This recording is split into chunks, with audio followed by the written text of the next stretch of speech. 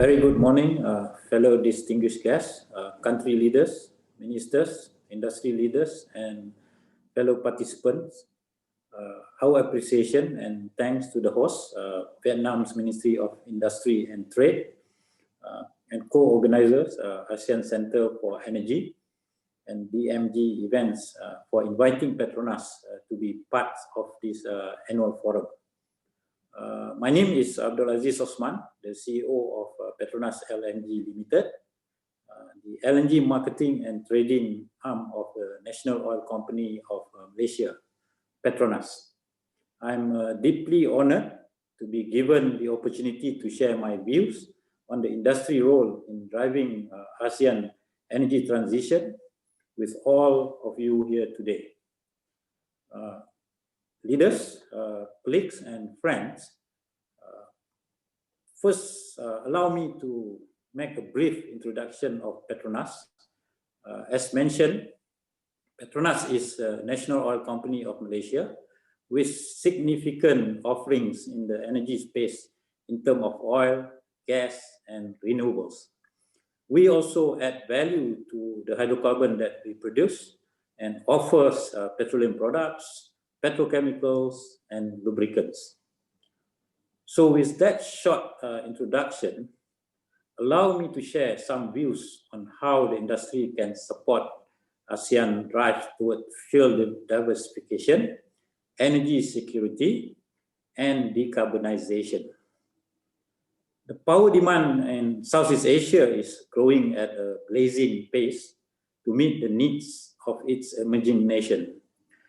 Up till now, coal has been the fuel of choice due to its abundance and cheaper price. However, this is at odds with the growing concern on sustainability, especially on the climate change issue. So, what alternative do we have? Renewables such as solar, wind, hydroelectric, etc. have been in existence for a long time, while today more efforts are being made to move towards zero carbon fuels, for example, hydrogen. While renewables and zero carbon fuels can and I'm sure will address the sustainability issue, both are still very localized and intermittent at times. Furthermore, renewables and zero carbon fuels are still unable to fully meet the baseload power generation requirement. Until such time comes when renewable energy and zero carbon fuels can fully mature, the best answer for now would be gas. It is seen as a necessary transition fuel towards a more secure, reliable, and lower carbon pathway, one that will not impinge on the region's march toward economic progress while still supporting the cleaner energy vision. In Southeast Asia, 2019 saw exploration success with over 2.4 billion barrels of oil equivalent of gas discoveries.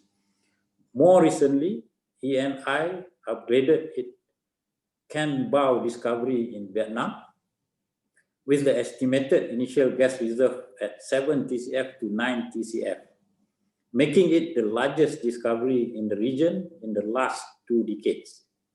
Nevertheless, Southeast Asia has a long road to commercialize these new discoveries as we face geological, quality, regulatory, and/or economics issues.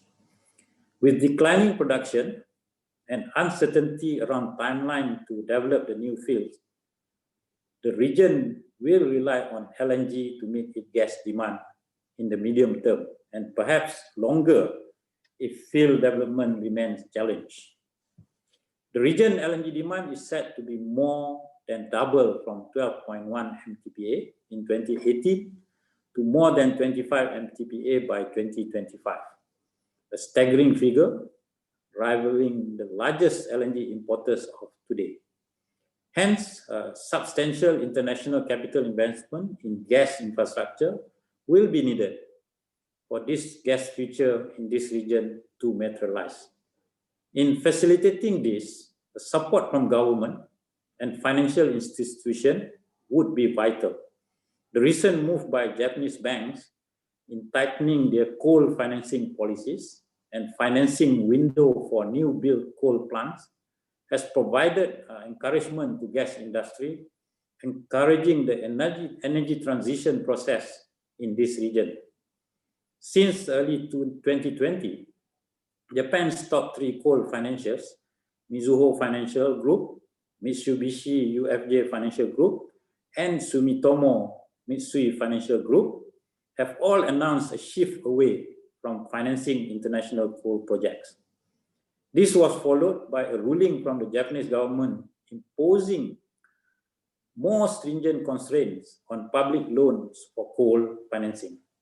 This policy is set to affect state-sponsored entities, including Japan Bank for International Cooperation and Japan International Cooperation Agency. Japanese banks have faced scrutiny over their overseas coal financing for some time, prompting major banks to relook at their coal financing policies since 2018.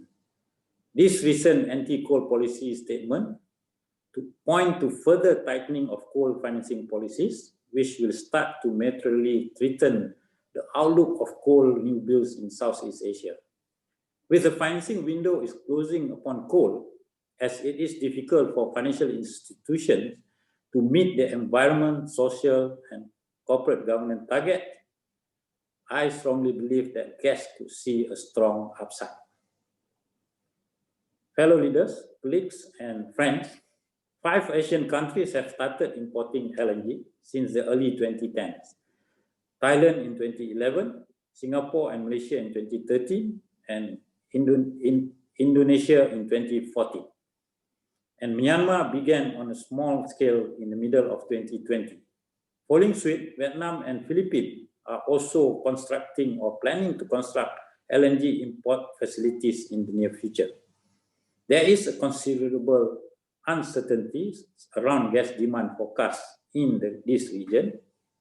However, this is largely due to economic uncertainties and competition from coal and renewables.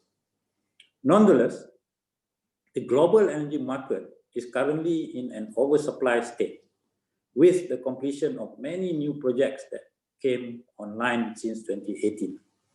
This actually has opened a window of opportunity for new players, particularly in this region, and access to cheaper LNG.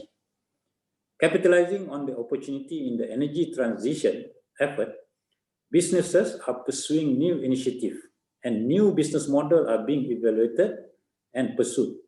In Indonesia, the 1,760 megawatt Jawa 1 gas plant is the first integrated LNG to power project in Southeast Asia, jointly developed by NOC Pertamina and Japanese conglomerate Marubeni and Sojitz.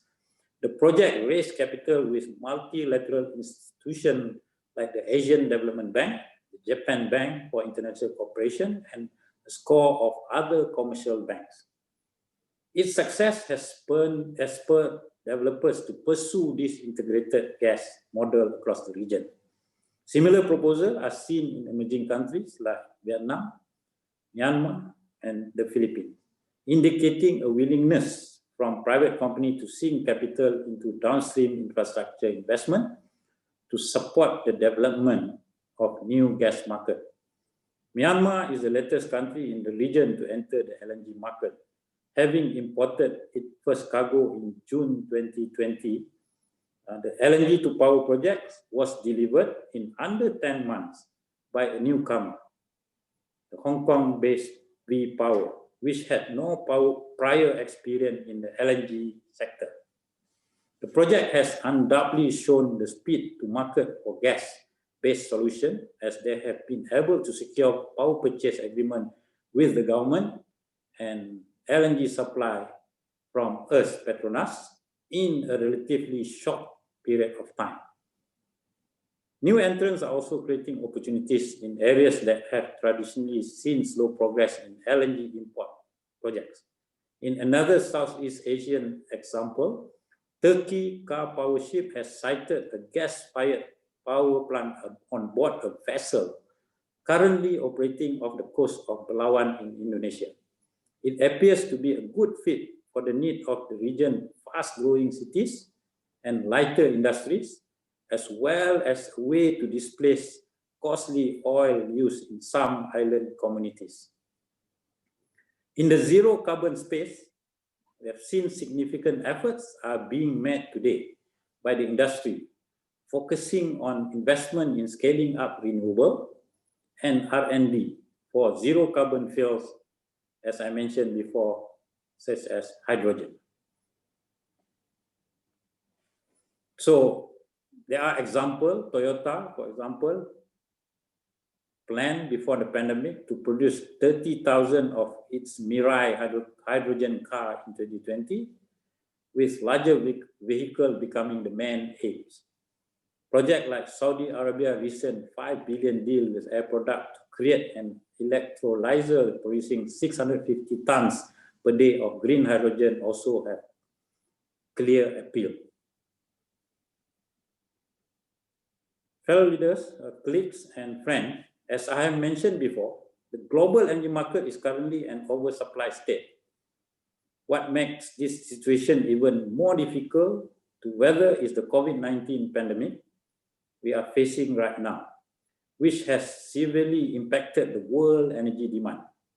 It has also forced many companies around the world to hit the brake on the LNG supply projects FID. Without stable supply growth to match the demand and vice versa, the market swing will be significant, affecting the affordability of suppliers and buyers alike. Hence, a more sustainable approach is required.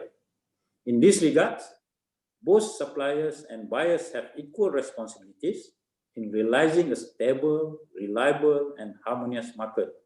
It is imperative for all industry players to better collaborate in ensuring level playing field between suppliers and buyers. One of the means to achieve this is via a stable long-term pricing mechanism, which is critical for suppliers to develop the capital-intensive facilities.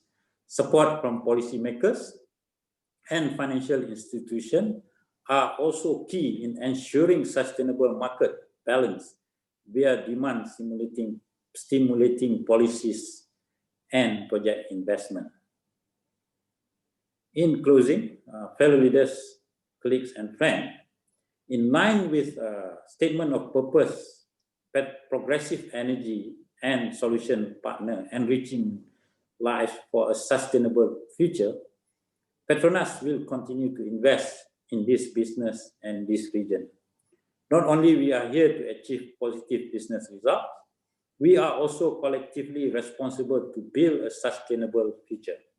While we are making an effort to mature renewable energy technology, in the meantime, we believe gas and LNG will be the main energy source in supporting ASEAN drive towards fuel diversification, energy security, and decarbonization.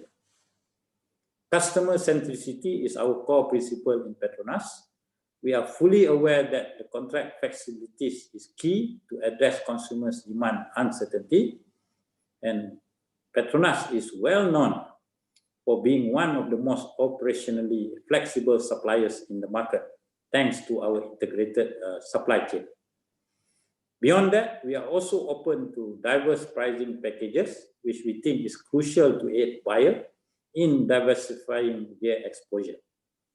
For example, we are open to hybrid of oil and gas indices like Henry Hub and even the Eco Index from Canada for our LNG price formula. Petronas has also been upscaling our capabilities in areas like LNG, ISO tank, ship-to-ship transfer, and small parcel deliveries in order to meet buyers' requirements while resolving their pain points. Nevertheless, all these endeavors will not bear fruits without a sustainable market environment. Efforts from policymakers, business, and financial institutions are essential in creating a balanced ecosystem. In the transition period towards zero carbon, Petronas through LNG offering will be a key player to meet the region needs. Today, we are supplying LNG to Thailand and Myanmar, with more ongoing discussions within the region to ensure a successful transition to LNG. Petronas, through its M+ solar solution, is already supplying around 800 megawatt of power in India and is having discussion in few countries in Southeast Asia for the application of M+ solar solution. In the low and zero carbon fields, Petronas is pursuing collaboration in hydrogen and blue and green ammonia as the solution. Concurrently, being a large oil and gas producer, Petronas is also focusing on advanced emission reduction technologies such as carbon capture, utilization, and sequestration. In closing, I wish to extend my deepest appreciation to the organizers, again, for providing the platform today for the industry to share our views and experiences despite not being able to see each other physically. The platform today is a key example of how we can pivot from traditions to the new norms while still achieving progress together. Thank you. Terima kasih. Kamun, Kap Kun Krap, Salamat, Kau Jai, Hau Kun, Jesuba. Thank you.